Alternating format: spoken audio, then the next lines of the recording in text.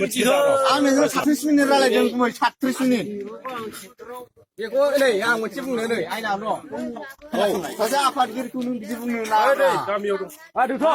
रोंगौ बिलायनालै आं खोनासं सरायबो रोङालै खोनासंलाय निलि 8थानि उनाव गुबुन मानसिया बर' समाजाव हाबफैनो मोना नै बिनि रावाव दा मोनथिबाय बिनि रावाव 8थानि उनाव जुदि गुबुन समाजनि मानसिया जोंनि माबाफोर सोरबा फुरा हावलायखौ राम धलाय होनो मोननाय बिनि रावाव दा रेकर्डिं खालाम सोर बे साबियो अबे मानसि अबेनि आवनि मानसि 8थानि उनाव हाबफैनाय बेखौ रेकर्डिं खालाम बिनि रावाव आंखौथ' इउपिपिआव लाबोग्रा गावबागाव खोथा बुङाखै नोंसिनाबोथ' ससियेल मिडिया बुहुद खोथा हगारदोंना 8थानि उनाव होनबायना हाग्रामाखौ हगाराखै नोंसोर आंखौ मिथिबा नोंसोर आंखौ बुङोबा आंबोथ' बुंगोन